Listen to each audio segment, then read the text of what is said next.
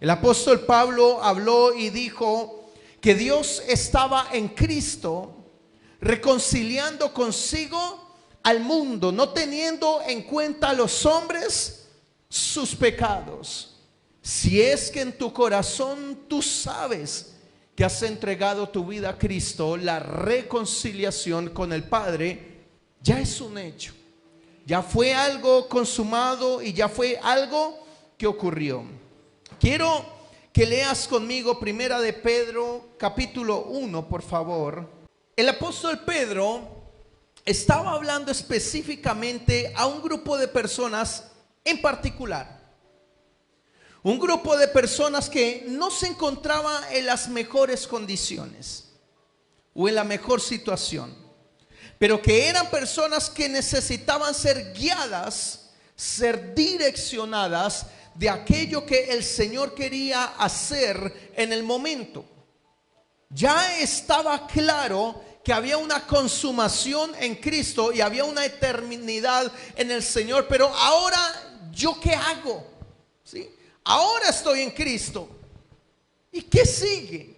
¿Qué pasa ahora?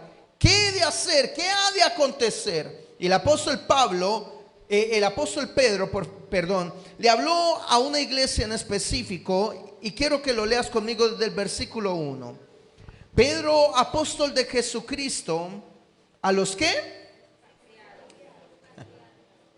Expatriados, a los expatriados de la dispersión en el Ponto, Galacia, Capadocia, Asia y Bitinia. Primero que todo, quiero que pienses por un instante a quién se estaba dirigiendo el apóstol Pedro. Algo que ocurrió en la iglesia primitiva es algo que tiende a ocurrir hoy en día. Y es que cuando nosotros recibimos al Señor, comenzamos a buscar una posición de comodidad. Y no sé si alguna vez te ha ocurrido o te has sentido así. Dice, no, aquí estoy cómodo, aquí estoy calientito. Y la iglesia primitiva comenzó a vivir de esa manera. Dijeron, ya Cristo viene pronto, entonces congreguémonos, reunámonos, alabemos al Señor mientras Cristo viene y nos lleva a ese lugar entre las nubes a las bodas del Cordero. Y ahí estaban en tremenda comodidad. Y comenzó a haber una persecución para la iglesia. Comenzó a ocurrir una cantidad de infortunios que obligó que la iglesia se dispersara. Y quizás en el momento uno piensa o dice, no, esas cosas son del diablo. Eso es que el diablo quiere acabarnos. Pero Dios estaba en el plan. Porque si la iglesia no se hubiera dispersado, entonces la predicación del evangelio no hubiera llegado hasta nosotros. Si hubiera quedado ahí en Jerusalén, Jesús dijo, y me seréis testigos en Jerusalén, en Judea, en Samaria y hasta lo último de la tierra. Pero si ellos se hubieran quedado ahí calientitos y cómodos, no hubiera salido de Jerusalén. Dígale al que está a su lado, no importa qué tanto haga el Señor, si no salimos de cuatro paredes, no va a ocurrir más. Aquí podemos consentirnos como la iglesia primitiva, felices todos, contentos, cómodos. Pero el Señor tenía otro plan y el Señor comenzó a permitir una persecución para que la iglesia fuera dispersa. Y miren, salieron de su lugar de origen y ya ahora estaban en Ponto, en Galacia, en Capadocia, en Asia y en Bitinia. Yo le hago a usted una pregunta, ¿el Señor los mandó allá? Dígale al que está a su lado, el Señor los obligó a ir. Porque no encuentras escrito en la Biblia que el Señor les dijo, ve a Ponto, ve a Galacia, ve a Capadocia, ve a Asia, ve a Bitinia. No lo encuentras en la escritura que Dios haya dado ese direccionamiento. Pero sí encuentras que hubo una persecución, porque cuando uno entra en una posición de comodidad, lo que comienza a rezagarse en el corazón es el escuchar la voz de Dios. automáticamente comienzas a acostumbrarte y acomodarte, dejas de escuchar la dirección de Dios. Y la pregunta es, ¿por qué deja uno de escuchar la dirección de Dios si está más cómodo en la fe, verdad? Si está más cómodo en el Espíritu. Sencillo, por lo siguiente: porque Dios solo habla para movilizarnos. Dígale al que está a su lado: Dios nunca te va a hablar para consentirte. Dígale, por favor. Así como alguien que se quiere incomodar, dígale: Dios nunca te va a hablar para consentirte. Dios te va a hablar para movilizarte. Ahora, cuando uno entra en una condición, en una posición de comodidad, ¿para qué habla Dios si no quiero moverme? Y después viene la frustración de la pregunta: Señor, ¿por qué no me hablas? ¿Por qué no me hablas? Te aseguro que en algún punto del camino, cuando la iglesia primitiva inició, Dios intentó hablarles y decirles: necesitan ir a Ponto, necesitan ir a Galacia, necesitan ir a Capadocia, Asia y a Bitinia. Pero estábamos tan ricos en el Espíritu que no necesitaba dirección. Yo te hago una pregunta: si un aguilucho en su nido está ahí y la mamá águila viene y todos los días le da refugitado para que abra el pico, ñam, ñam, ñam, ñam, ñam, y coma, ¿qué afán le corre al aguilucho de aprender a volar? Ninguno. Y ahí se estaba quedando la iglesia primitiva cómodos, porque sabían que iban al culto y allá encontraban al Espíritu Santo. Allá recibían al Espíritu Santo. Yo sí, no importa cómo estuvo mi semana, si oré, si no oré, si le pregunté al Señor, si tuve comunión con el Espíritu Santo. No importa, yo sé que yo llego allá y allá me llena. ¿Alguna vez has pensado de esa manera? Comienza uno a entrar en una comodidad en la cual dejamos de necesitar la voz del Espíritu Santo. Y si hay algo que nos va a llevar a una gloria mayor, es tener claridad de lo que el Espíritu Santo quiere hablar a su iglesia. Pero si estamos demasiado cómodos, no vamos a sentir necesidad de ello. ¿Quién necesita un bastón? ¿Quién? Un cojo, ¿verdad? ¿Cojo temporal o cojo permanente? ¿Alguna vez tomaste un bastón y dijiste: tengo las piernas buenas, pero voy a andar con bastón? Estorba, porque no lo necesitas. Pero espérate, lastimes una pierna. Ahora sí, necesito bastón, muleta, yeso, que me lleven cargado, silla de ruedas porque me partí una uña. Y entra una posición y una condición de comodidad. Y si te ponen un yeso por una fractura, cuando te quitan el yeso, lo primero que te dicen es: mueve el brazo o la pierna. Y tú dices: ¿para qué? No necesito. Ahí está feliz. Dije: la quita. Porque hay comodidad. Y salir de esa comodidad comienza a costar, dígale al que está a su lado, circunstancias de dolor. ¿Por qué? Porque solo a través del dolor tú sabes que algo te está lastimando. Vas a la estufa, enciendes la estufa y tú pones una olla con agua y vas a los 30 minutos y vas a retirar la olla y tú dices, y tú la agarras así y está hirviendo. ¿Qué haces inmediatamente? Reaccionas y sueltas. No importa si la olla se cae.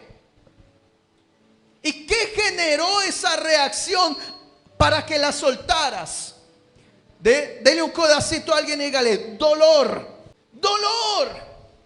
La iglesia primitiva estaba ahí, acomodada, consciente de que ya eran salvos, se habían reconciliado con el Padre, tenían lo que necesitaban, ya había una iglesia constituida, en cada culto tenían al Espíritu Santo, si estaban enfermos llegaban ahí y ahí eran sanos, tenían todo lo que necesitaban. Pero lo más importante lo estaban olvidando. Y lo más importante era que el plan de Dios es que esa manifestación de su gloria no se quedara ahí. Entonces Dios dijo: ¿no me quieren escuchar? Vienen los expatriados, vienen los dispersos. Y ahí la iglesia comenzó a moverse. Y el apóstol Pedro refirió unas palabras a esa iglesia que estaba esperando una voz de aliento en Ponto, Galacia, Capadocia, Asia y Bitinia. Y les dijo: elegidos según la presencia de Dios Padre en santificación del Espíritu. Lo primero que él hizo fue afirmarlos en su verdad. Iglesia linda, es verdad que a veces el Señor nos sacude en procesos, y no porque esté dentro de sus planes hacerte sufrir, sino que dentro de sus planes Él necesita que tú te movilices y estás muy cómodo. Y ahí en esa comodidad el Señor te sacude. Y cuando vienen, se acaban los gozosos y vienen los... ¿Qué piensas? Cuando comienza la vida a remecerte. El Señor me dejó. ¿En qué estaré fallando? ¿En qué alabando? Señor, ¿en qué me equivoqué? Señor, aquí, Señor allá. Y todo el pensamiento probablemente comienza a ir en contravía de aquello que ya está consumado en Cristo. Había una iglesia perseguida, había una iglesia expatriada y dispersa. Lo primero que hizo el apóstol Pedro fue afirmarlos y decirles: mire, ustedes son elegidos. Dele un abracito a dos personas y dígale: tú eres elegido. Tú eres elegido. Lo primero que necesitamos recordar en los tiempos de dispersión o en los tiempos de prueba es que ya fuimos elegidos. Y quiero decirte algo: una vez el Señor te elige, nunca te va a dar la espalda, jamás. Él te escogió. Sabes, hay una expresión bíblica muy linda en la cual el Señor se refiere a nosotros y Él dice: mío eres tú, yo te elegí. ¿Y sabes cuándo nos eligió? Cuando estábamos muertos en delitos y pecados. Ahí nos eligió, como para no pensar hoy que el Señor nos desecha porque nos llegamos a equivocar en algo.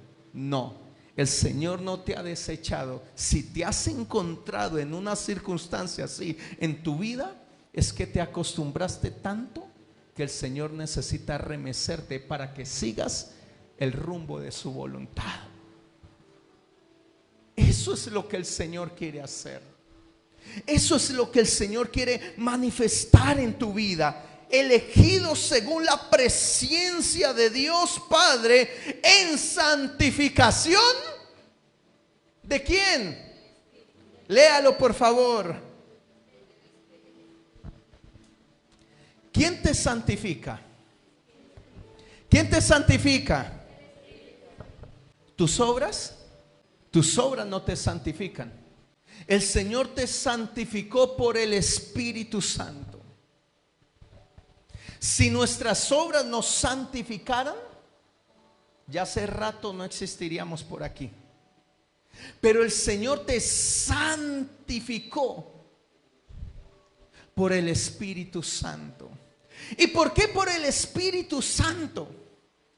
Porque el Espíritu Santo de Dios es quien permanece en nosotros todos los días, recordándonos que somos hijos de Dios.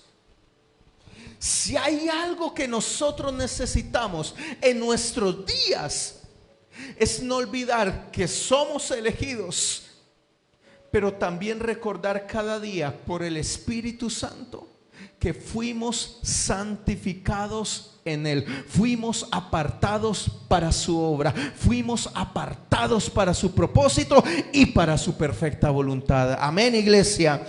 Tú fuiste apartado, fuiste santificado por el Espíritu Santo. Ahora, ¿para qué fuimos elegidos? ¿Y para qué fuimos elegidos según la presencia de Dios? ¿Y para qué fuimos santificados por el Espíritu Santo? Siga ahí, por favor. Para obedecer y ser rociados con la sangre de Jesucristo. Dele un abracito a alguien y dígale: obedezca. Dígale a alguien: haga caso. Mira, si tú y yo en la vida de la fe logramos hacer caso, ya está hecho. El problema es cuando la comodidad nos amputa la necesidad de la obediencia y nos acomodamos y nada más. Dígale al que está a su lado: lo que importa es que yo sea salvo, no importa lo demás. Si aquí en Jerusalén tenemos iglesia y esa iglesia es poderosa en el Espíritu, no, ya paré de contar, lo tenemos todo. Pero el Señor no quiere eso.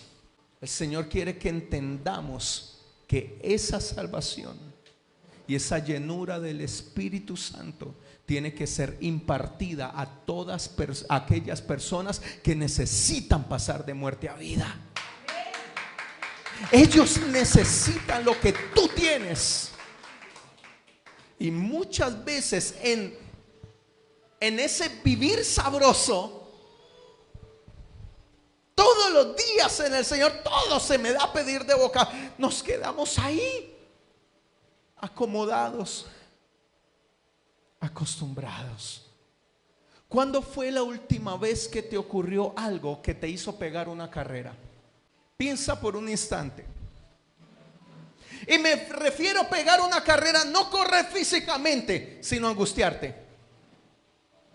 ¿Cuándo fue la última vez que algo te hizo angustiar? ¿Cómo oraste en base a ello? Señor, ayúdame, quítame esto, solucioname este problema. Señor, sáname, ayúdame, bendíceme, cúrame. Ve, la oración de la oveja. Pero ¿cuántas veces en los momentos de crisis le hemos preguntado y le hemos dicho: Señor, ¿cuál es tu propósito? ¿A dónde me quieres sacar con esto? Dígale al que está a su lado: tu crisis es tu oportunidad de salir de donde te encuentras.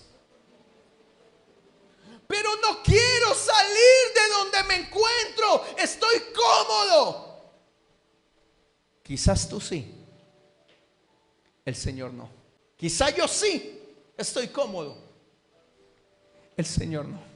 Y a través de ese proceso, el Señor quiere decirme: haga caso,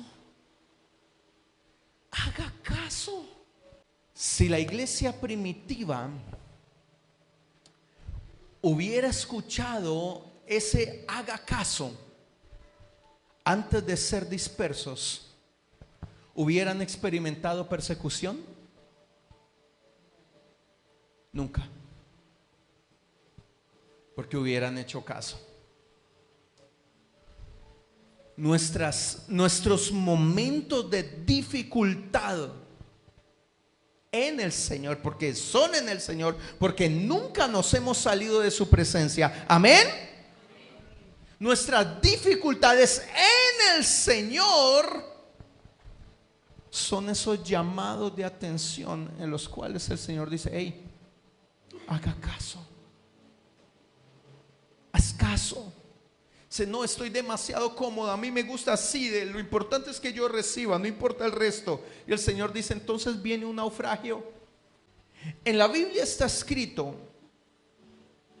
que el apóstol Pablo fue arrestado y lo iban a llevar a Roma, finalizando el libro de Hechos. Y iban en el mar y el Espíritu de Dios le habló a Pablo y le dijo: tranquilo, van a naufragar, pero ninguno se ahoga. Y efectivamente, ¿saben qué pasó? El barco se hundió.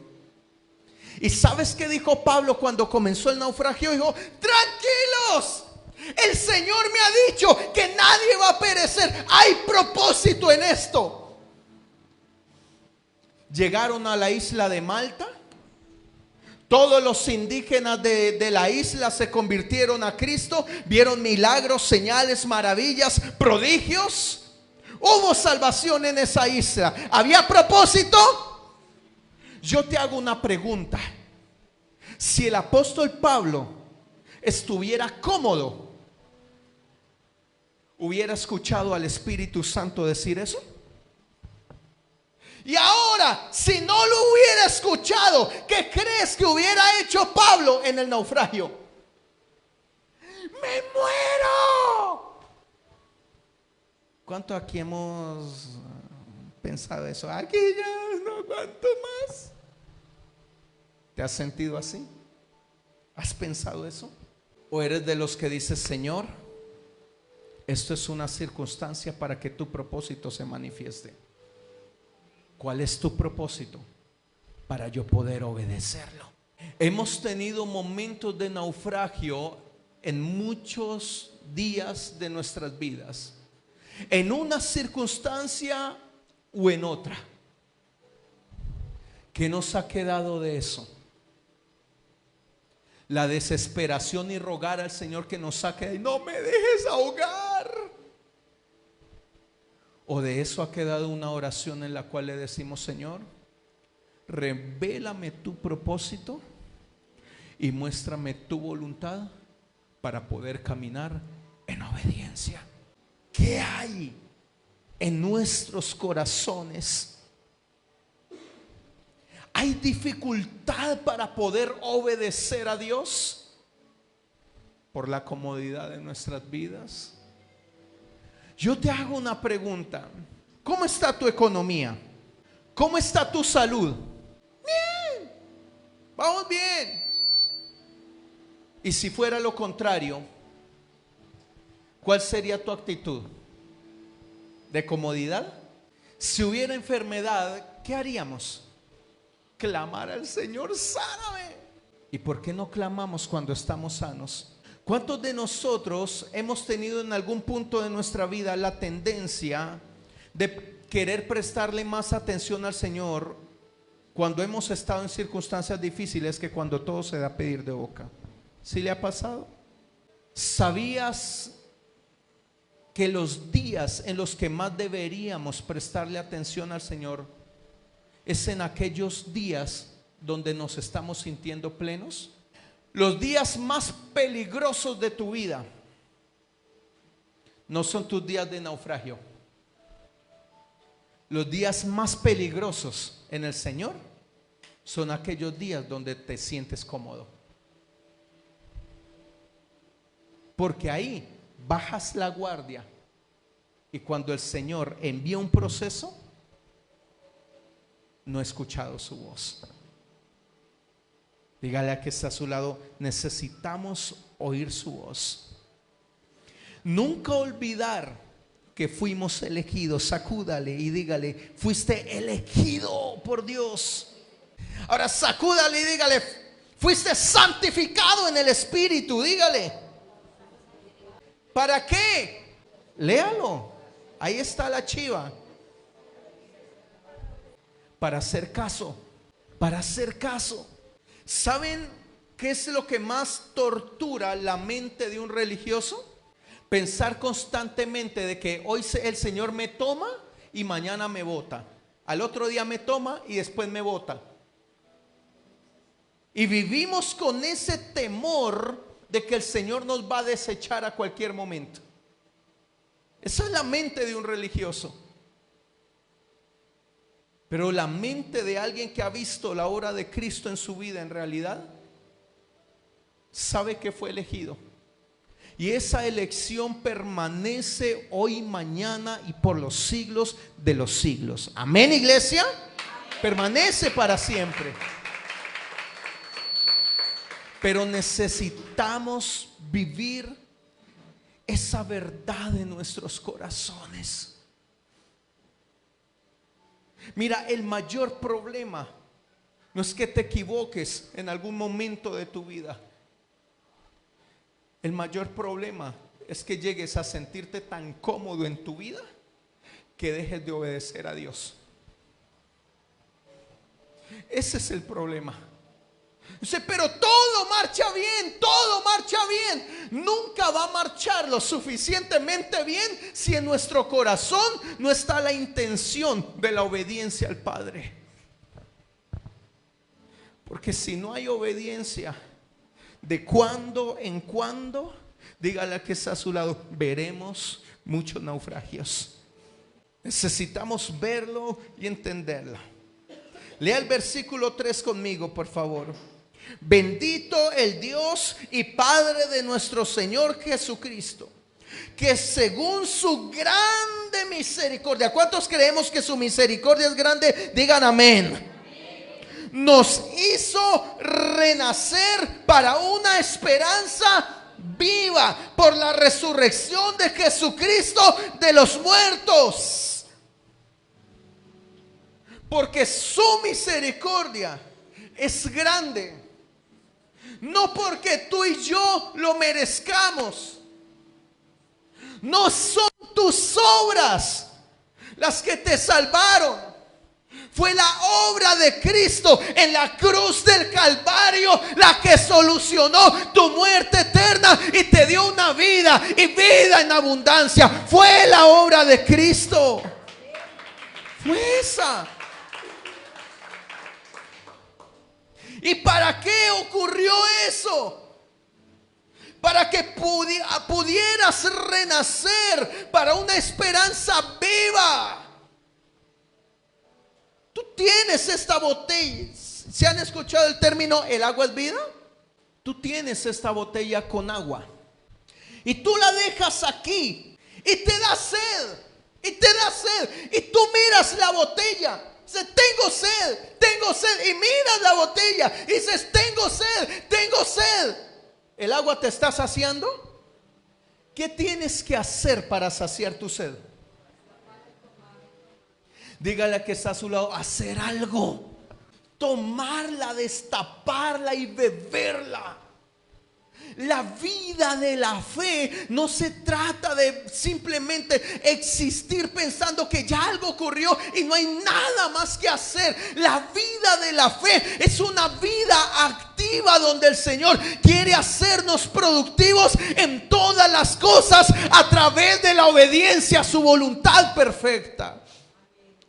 Pero nos acostumbramos y nos quedamos ahí rezagados. Dígale al que está a su lado, lo importante es que vayas al culto. Y nos quedamos ahí, no hacemos más. Entonces miramos la botella y yo tengo sed. Caminamos y la miro y tengo sed. Pero no la bebo. No la bebo. No voy más allá. No consumo a Cristo. No avanzo en mi vida espiritual. No procuro en mi corazón conocer su propósito para caminar en obediencia a Él. Vienen los tiempos difíciles, las circunstancias adversas, y en vez de conocer el propósito de Dios de antemano, comienzo a frustrarme y a quejarme por la circunstancia que estoy experimentando en ese momento. Te aseguro, familia, iglesia, amigos, les aseguro que en algún momento vamos a experimentar algún tipo de naufragio en nuestras vidas. Y la reacción que vamos a tener en esa circunstancia adversa es fruto de aquello que antemano recibimos o dejamos de recibir de parte de Dios. No vas a poder evitar circunstancias en tu vida, pero la comodidad va a impedir que antes del naufragio hayas escuchado la voz de Dios para darte una dirección para salir victorioso de ello. Y simplemente lo que nos queda es la queja, el grito de auxilio, porque no sabemos en qué va a terminar eso. Dígale a que está a su lado, deje de patalear. Dígale y haga caso, porque Cristo Jesús nos hizo renacer para una esperanza viva. ¿Cuántos estamos vivos? Digan amén. ¿Por qué está vivo? ¿Por qué lo aseguras? ¿Puedes hacer esto? Así están vivos. ¿Un muerto puede hacer eso? Está la esperanza del mundo. Actitud positiva. Yo tengo que esperar lo que quiero recibir. Tengo que confesar lo que voy a esperar. Tengo que decir lo que me va a llegar. Y tengo que mentalizar aquello que voy a traer. Y lo que declaro, eso es lo que atraigo. Y comienza la actitud positiva y positiva. Y cuando no llega, a llorar a los olivos. Jesucristo nos incursionó en una esperanza. ¿Cómo sabes que alguien está vivo? Dígalo.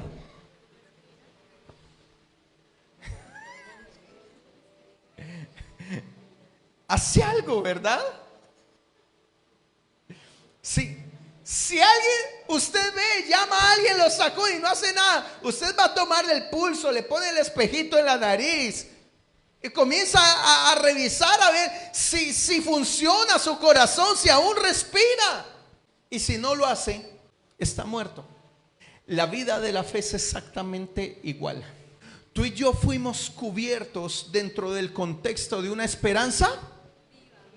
Y esa esperanza viva que provoca en nosotros, dígale bien, movimiento.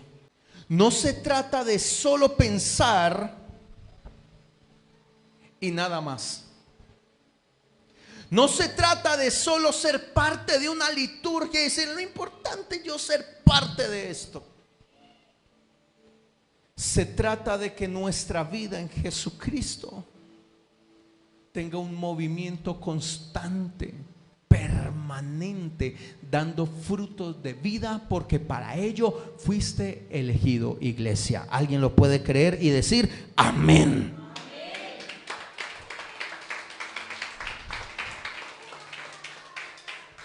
Y esa esperanza viva la recibiste por medio de la resurrección de Cristo de entre los muertos. ¿Sabías que Jesús se murió? Él murió. ¿Sabías que Él resucitó? ¿Por qué crees que Él resucitó? Porque su cuerpo abandonó la tumba, ¿verdad? Y esa es la esperanza viva. Él abandonó la tumba y se mostró vivo entre sus discípulos. Ese fue el testimonio de que resucitó.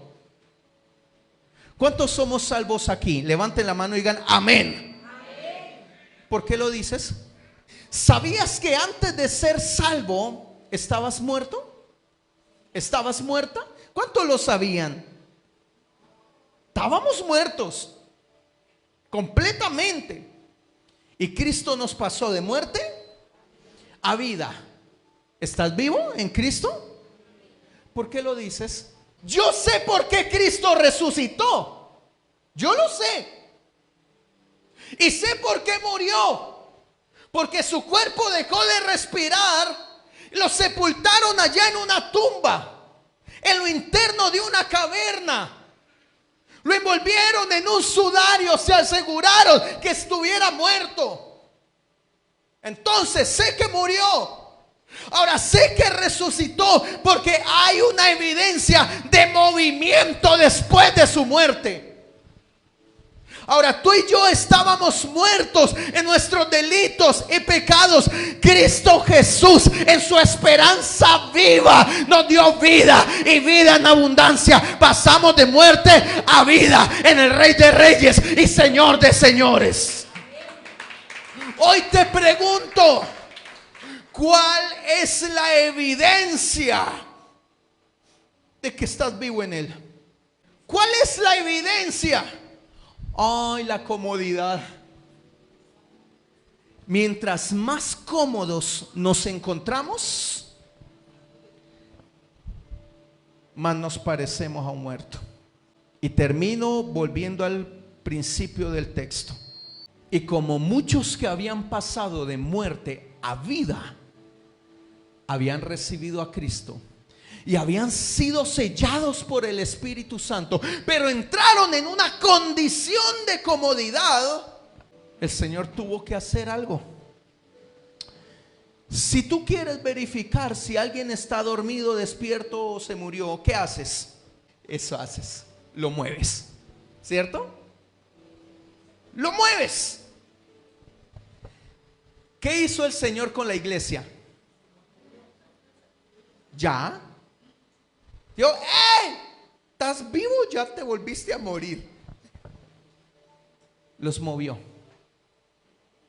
Entonces el apóstol Pedro dijo, a los que el Señor tuvo que mover, a ver si todavía respiraban, no se les olvide, fuimos elegidos, fueron elegidos, fuiste elegido por el Padre. Amén. Fuiste santificado en el Espíritu Santo. Amén. Y por la resurrección de Jesucristo, hoy vives en una esperanza viva. Si alguien lo cree, diga amén.